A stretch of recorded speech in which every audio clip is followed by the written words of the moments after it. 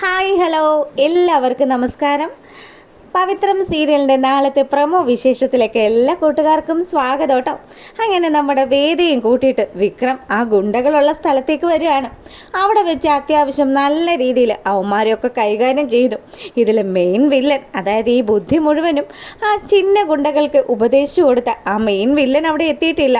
അവൻ വരുമ്പോൾ കാണുന്ന കാഴ്ച എല്ലാ ഗുണ്ടകളും അടി കിട്ടി തകർന്നു കിടക്കുന്ന കാഴ്ച. എടാ, നിനക്കൊക്കെ എന്താ പറ്റിയത്? ഈ ഒരു പെണ്ണാണോ നിന്നെയൊക്കെ ഒതുക്കിയതെന്ന് ചോദിച്ച് വേദയുടെ മുഖത്ത് നോക്കി. എന്നിട്ട് ആ ഗുണ്ട 2-3 ഡയലോഗ് അടിക്കാൻ തുടങ്ങി. ഇവളാണ് അങ്ങനെ ചെയ്തതെങ്കിൽ ഇവളെ ഞാൻ ഇപ്പം ശരിയാക്കി തരാം.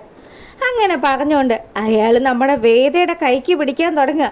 കൈക്ക് നല്ല ബലമാണല്ലോടി, അവൻ്റെ കൂടെ ചേർന്നത് കൊണ്ടാണോ നിൻ്റെ കൈക്ക് ഇത്രയും ബലമെന്ന് പറഞ്ഞ് അവൻ തിരിഞ്ഞിങ്ങനെ നോക്കുന്ന സമയത്താണ് ശരിക്കും നമ്മുടെ വേദയുടെ കയ്യിലല്ല ആശാൻ പിടിച്ചിരിക്കുന്നത്, വിക്രത്തിൻ്റെ കയ്യിലാണ്. വിക്രത്തിൻ്റെ കൈയുടെ ആ ഒരു കരുത്ത് കണ്ട സമയം തന്നെ അയാൾ നിന്ന് വേർക്കാൻ തുടങ്ങി. അങ്ങനെ 2 പേരും കൂടി അങ്ങോട്ടും ഇങ്ങോട്ടും ഫൈറ്റ് തുടങ്ങുക. നിനക്ക് എന്ത് ധൈര്യമുണ്ട്? ഞാൻ താലി കെട്ടിക്കൊണ്ടുവന്ന പെണ്ണ ഇവളുടെ കയ്യിൽ ഇവളുടെ ദേഹത്ത് തൊടാനായിട്ട് നിനക്ക് എങ്ങനെ ധൈര്യം വന്നടാന്ന് ചോദിച്ച് വിക്രം അവനെ എടുത്തിട്ട് അങ്ങ് അടിക്കാൻ തുടങ്ങി. അവനാണെങ്കിലോ വിക്രം, നമ്മൾ തമ്മിൽ പല പ്രശ്നങ്ങളും, ഇത് വേറെ കളിയാ മോനെ.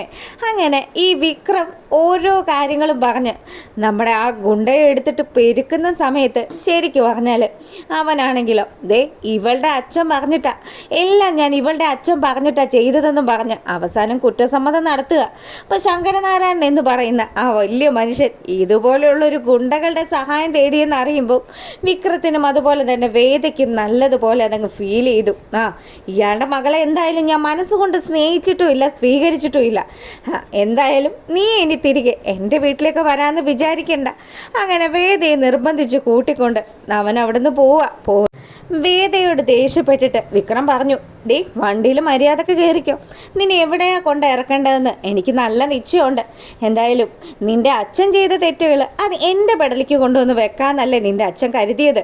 നിന്നെ അവിടുന്ന് ബലമായിട്ട് പിടിച്ചുകൊണ്ട് പോയി നിൻ്റെ വീട്ടിൽ കൊണ്ട് ആക്കുകയും ചെയ്യും. അത് ഞാൻ ചെയ്തതാണെന്നും നിന്നെ അപകടപ്പെടുത്താൻ നോക്കുന്നതാണെന്നും ഒക്കെ പറഞ്ഞ് എൻ്റെ പേരിൽ കേസ് കൊടുക്കാനും അല്ലേ അയാൾ ആ വക്കീൽ ബുദ്ധി ഉപയോഗിച്ചത്. എന്തായാലും അത് നടക്കാൻ പോകുന്നില്ല മോളെ.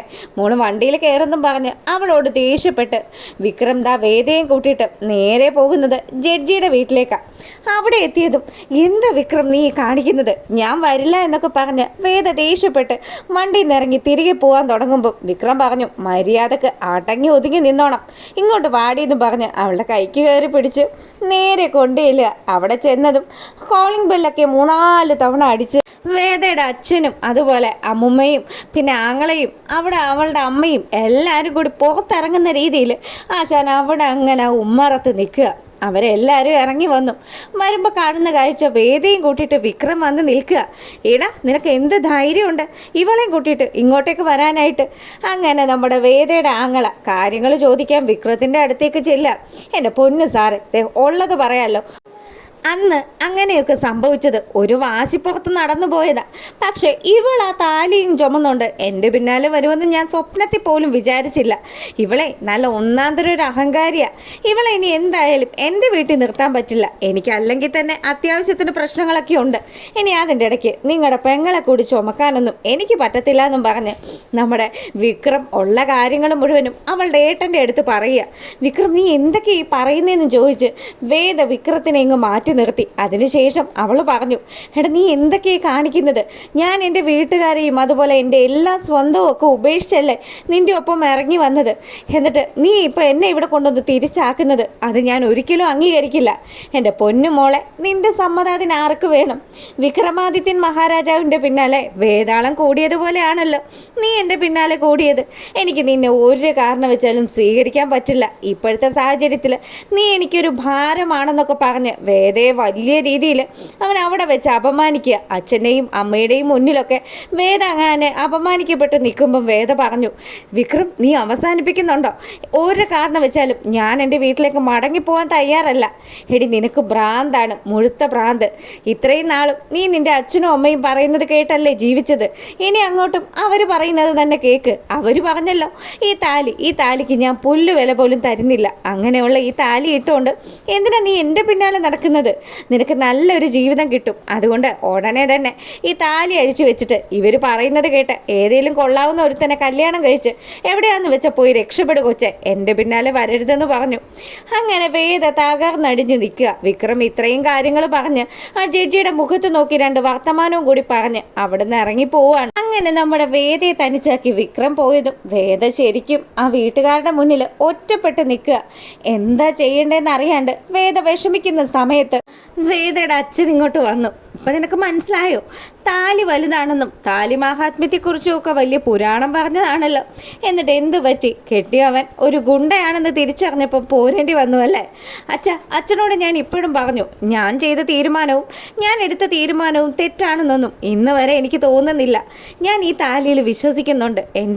എൻ്റെ രക്ഷയ്ക്ക് വിക്രം എത്തുമെന്നുള്ള പൂർണ്ണ വിശ്വാസം എനിക്കുണ്ട്.